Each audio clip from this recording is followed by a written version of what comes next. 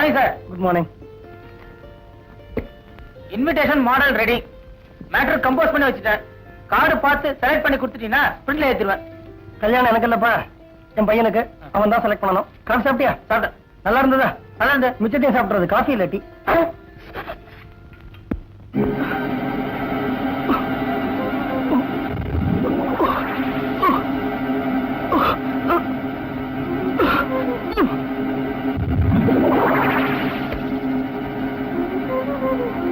Brother, கல்யாண பத்திரிகையோட model வந்திருக்கு.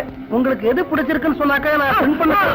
தீபக், தீபக், கண்ணா தீபக், என்னமாச்சு கண்ணா?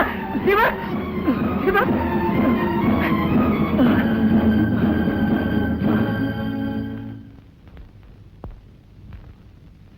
டாக்டர், என் பையனுக்கு ஒண்ணும் இல்லையே.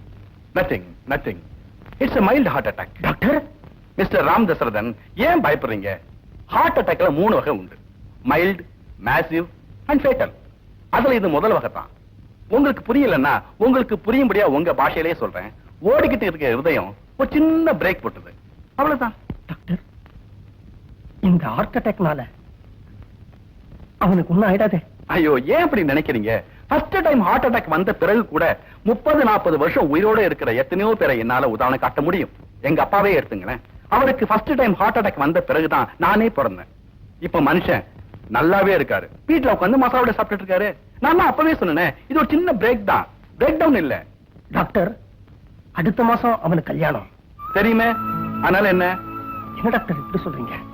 நான் வேணும்னா அந்த பொண்ணை சந்திச்சு பேசி வேற ஒரு நல்ல ஆரோக்கியமான பையனா கல்யாணம் பண்ணிக்க சொல்லட்டுமா? இப்ப உங்க பையன் ஆரோக்கியத்துக்கு என்ன குறைச்சது? டாக்டர், கல்யாணம் ஆனா அவங்களுக்குள்ள தாம்பத்தியம் நடக்கணுமே. வெளிப்படையாவே சொல்றேன் மிஸ்டர் ராமதசரதன், மருத்துவ ரீதியாவும் சொல்றேன். இருதயத்துக்கு உண்மையான பாதுகாப்பே உடல் உறவு தான். குறிப்பிட்ட தேதியில நீங்க அவங்க 2 பேருக்கும் கல்யாணம் பண்ணி வைக்கிறீங்க. அவங்க 2 பேரும் புருஷன் பொண்டாட்டிமா தாம்பத்திய வாழ்க்கையை ஆரம்பிக்க போறாங்க. அடுத்த வருஷமே உங்களுக்கு ஒரு பேரன் பிறக்க போறான். அவன் உங்க மார்புல எட்டி எட்டி உதைக்க போறான். ஆனால உங்களுக்கு தான் ஹார்ட் அட்டாக் வரப்போகுது. மைல்டா மேசிவா? டாக்டர், நம்பிக்கையா கல்யாண இன்விடேஷன் முதல்ல உங்களுக்கு கொடுக்கலாமா? தாராளமா, நானே வந்து நடத்தி வைக்கிறேன். Thank you very much doctor.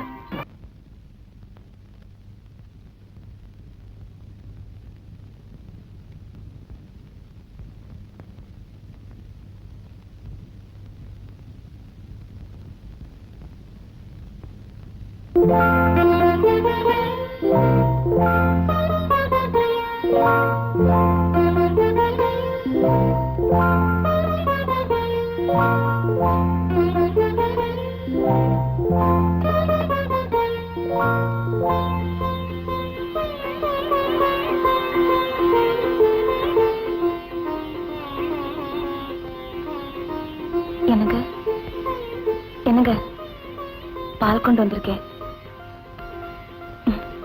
விளையாட.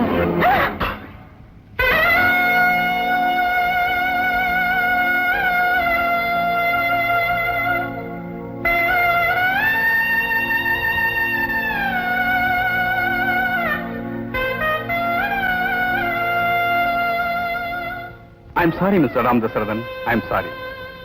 சில சமயம் கடவுளோட விதிக்கு முன்னாடி எங்க விஞ்ஞானம் எப்படி தோத்து போயிடுது பாத்தீங்களா? அவனுக்கு ட்ரீட்மெண்ட் கொடுத்த டாக்டர் தான். அவனுக்கு இருந்த இருதய நோய் அவனை இந்த நிலைமைக்கு கொண்டு வந்து விடுன்னு சத்தியமா நானே எதிர்த்தேன்.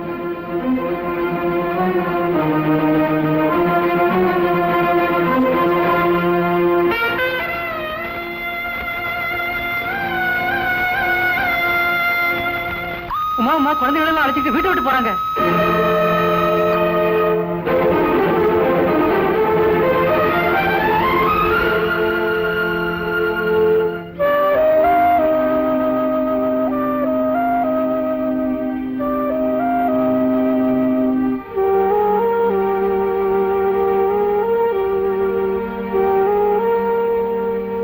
ராதா, இந்தா வெளியில இருங்க.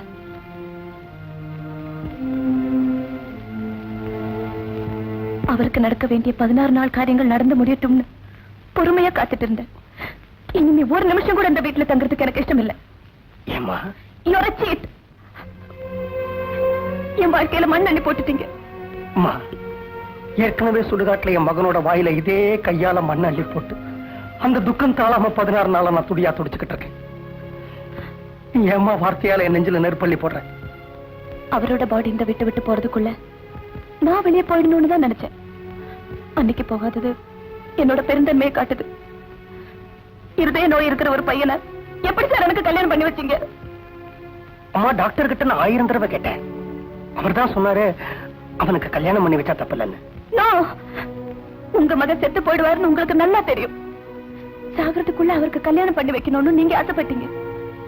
அதுக்கு உங்களுக்கு தேவையா இருந்தது ஒரு பகடக்காய். என் வீடு தேடி வந்து பூவா தலையா போட்டு என் பூவையே பறிச்சிட்டீங்களே. அம்மா, இந்த உலகத்துல பிறக்கிற ஒவ்வொருத்தருக்கும் சாவு ஒண்ணுதாம்மா நிச்சயம். பிறந்த அன்னைக்கே ஒவ்வொருத்தரும் கையில ரிட்டர்ன் டிக்கெட்டோட அந்த மரணம்ங்கிற கியூல போய் தான் நிக்கிறான். கவுண்டர்ல உட்காந்துட்டு இருக்கிற ஆண்டவங்கிற புக்கிங் கிளார்க்கு யார் டிக்கெட்டை என்னைக்கு கிழிச்சு மேல அனுப்ப போறான்னு யாருக்குமா தெரியும்? உங்க பையன் கேஸ்ல ஏற்கனவே டிக்கெட் கிழிச்சாச்சு சார். அவர் போறதுக்கு முன்னால என் கழுத்துல தாலிய கட்ட வச்சு அதை ஒரே நாள் அவுக்கவும் வச்சு ஒரு பொம்மை கல்யாணத்தையே நடத்திட்டீங்க சார். உங்ககிட்ட எனக்கு என்ன பேச்சு? நான் வரேன். உமா, அப்படியே இந்த வீட்டை விட்டு ஒருத்தர் போகணும் அப்படின்னு முடிவெடுத்தாலும் போக வேண்டியது நீ இல்லம்மா, நான் தான். என்னுடைய ஃபேக்டரி, நிலம், வீடு, estate, all my movable and immovable properties என் பையன் பேர்ல தான் இருக்கு. பையன் செத்ததுக்கு அப்புறம் அவனுடைய சொத்து அப்பாவுக்கு போறது இல்லம்மா, பொண்டாட்டிக்கு தான் போகணும். நான் தூக்கி போட்டிருக்கிற சாவி கொத்தோட மதிப்பு 50 லட்சம். பாய். சபாஷ். என் வாழ்க்கையத்தான் ஒரே நிமிஷத்துல உருட்டுனீங்க நினைச்சேன். 50 லட்சம் ரூபாய் சொத்தை கூட ஒரே நிமிஷத்துல தான் சார் உருட்டுறீங்க. இந்த 50 லட்சம் ரூபாய் சொத்திலிருந்து 50 பைசா காசு எடுத்துட்டு போய் பூ வாங்கி என் தலையில வைக்க முடியாத கோலத்துக்கு கொண்டு வந்துட்டீங்க. அதுக்கப்புறம் எனக்கு எதுக்கு சார் உங்க சொத்து? நான் போறேன். உமா, இதுவரைக்கும் உங்ககிட்ட பேசின ராமதசரதன் வேற, இப்போ உங்ககிட்ட பேச போற ராமதசரதன் வேற. நீ சொன்ன அதே 50 பைசா பூவை வாங்கி அத உன் தலையில நீயே வச்சுக்கிற நிலைமைக்கு உன்னை நான் கொண்டு வரேன்.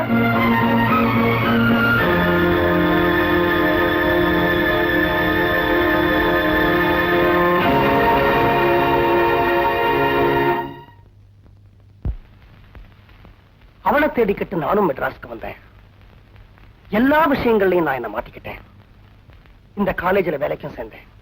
நான் காலேஜ்ல வேலைக்கு சேர்ந்த முதல் நாள் அன்னைக்கே நீ என்ன கேட்ட, சார் உங்க கண்களை தானமா தர முடியுமான்னு. அன்னைக்கே நான் உன்னை குடி வச்சேன், உன்னையே நான் தானமா வாங்கணும்னு. விஜய் என்கிட்ட நீ எத்தனையோ தடவை கேட்டிருக்க, சார் உங்ககிட்ட புரட்சிகரமான எண்ணம் ஏதாவது உண்டா, நான் நிறைவேற்றி காட்டுறேன் அப்படின்னு. நானும் உங்ககிட்ட நேரம் வரும்போது சொல்றேன்னு சொல்றேன். விஜய், ஒரு விதவையை கல்யாணம் பண்ணிக்கிற புரட்சிகரமான எண்ணம் உனக்கு உண்டா?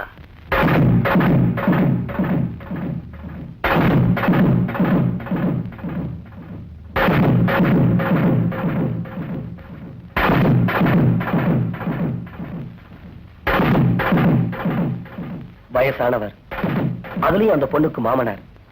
நீங்களே இந்த முடிவுக்கு வந்த அப்புறம் எனக்கு எப்படி வராம போகும் சார்? புரட்சிக்கு அர்த்தமே இளமைதான்.